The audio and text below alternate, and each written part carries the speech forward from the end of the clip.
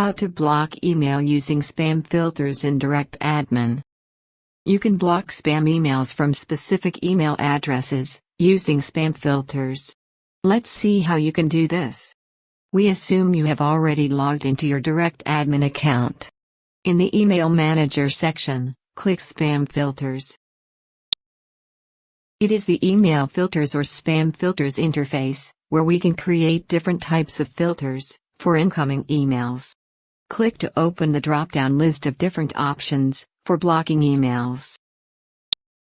To block email from a specific email address, select the email option.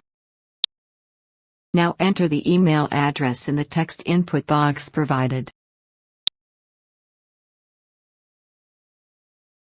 Click Block. The entered email address has been blocked. You can similarly block more email addresses. Just enter the email address and click Block.